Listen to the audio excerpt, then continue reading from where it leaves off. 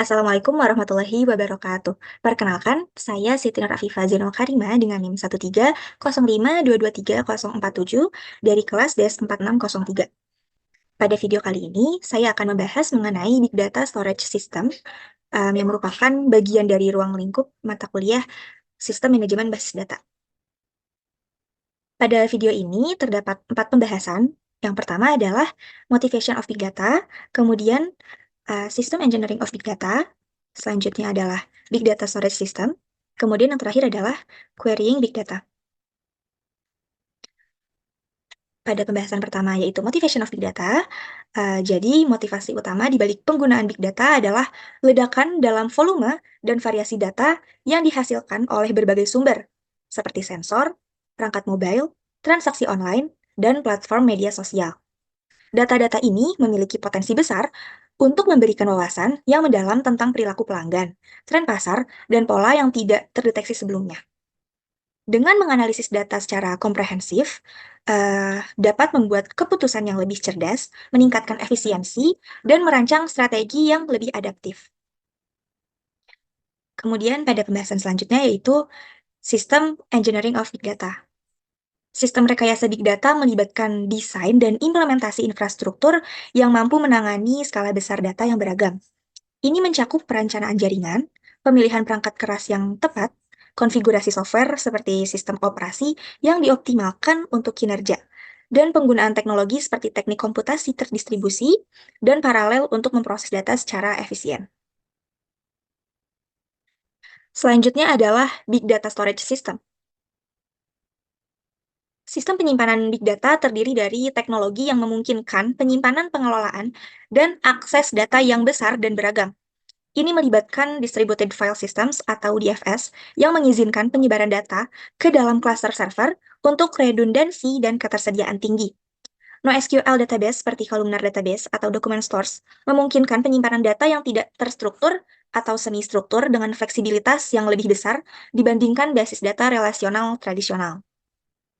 Pertama, terdapat Distributed File Systems atau DFS yang memiliki konsep utama yaitu DFS ini membagi data menjadi blok-blok kecil yang disimpan di berbagai node atau server dalam jaringan.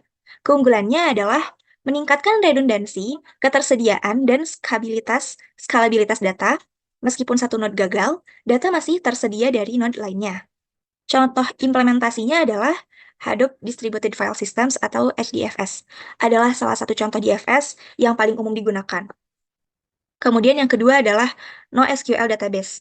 Konsep utamanya adalah basis data non-relasional yang dirancang untuk menangani data yang tidak terstruktur atau semi-struktur dengan fleksibilitas tinggi. Keunggulannya adalah memungkinkan penyimpanan data yang tidak terstruktur dengan skema yang fleksibel, tidak terbatas pada model relasional tradisional. Jenis-jenisnya adalah termasuk document store seperti MongoDB, kemudian columnar database seperti Cassandra, dan key value stores seperti Redis. Yang ketiga adalah skalabilitas horizontal. Konsep utamanya di sini adalah memungkinkan peningkatan kapasitas penyimpanan dan kinerja dengan menambahkan lebih banyak node atau server ke dalam infrastruktur. Keunggulannya adalah meningkatkan kapasitas penyimpanan dan kemampuan pemrosesan data tanpa perlu mengganti infrastruktur yang ada sepenuhnya. Penerapannya bagaimana? Penerapannya adalah dapat diterapkan dalam DFS dan NoSQL database untuk meningkatkan kapasitas penyimpanan dan kinerja. Kemudian yang keempat adalah replication and redundancy. Konsep utamanya di sini adalah membuat salinan data dan menempatkannya di berbagai lokasi. Untuk apa? Untuk melindungi data dari kehilangan atau kerusakan. Kemudian keunggulannya adalah menjamin ketersediaan data bahkan saat terjadi kegagalan hardware atau kehilangan data di satu node. Penerapannya apa? Penerapannya adalah biasanya ini digunakan dalam distributed file systems untuk memastikan data tetap tersedia. Kemudian pada poin terakhir di sini terdapat kompatibilitas dengan struktur data yang beragam. Konsep utamanya adalah mampu menyimpan, mengakses, dan mengelola data yang memiliki struktur data yang berbeda-beda. Keunggulannya adalah memungkinkan penyimpanan data yang tidak terstruktur, semi-struktur, dan terstruktur tanpa kehilangan fleksibilitas. Penerapannya adalah NoSQL database, biasanya mampu menangani berbagai jenis data dengan struktur yang berbeda. Big Data Storage System adalah fondasi yang memungkinkan suatu organisasi untuk menyimpan data dalam skala yang besar dengan fleksibilitas, kehandalan, dan ketersediaan yang tinggi. Ini memungkinkan analisis data yang lebih baik, pengambilan keputusan yang lebih cerdas, dan inovasi yang lebih besar. Seperti itu. Kemudian, selanjutnya adalah pembahasan mengenai querying big data. Pengajuan query pada big data adalah proses untuk mengakses dan menganalisis data besar dengan menggunakan bahasa query yang sesuai. Alat dan platform seperti Apache Hadoop, Apache Spark, atau sistem analisis yang terdistribusi memfasilitasi pengajuan query pada skala yang besar dan kompleks.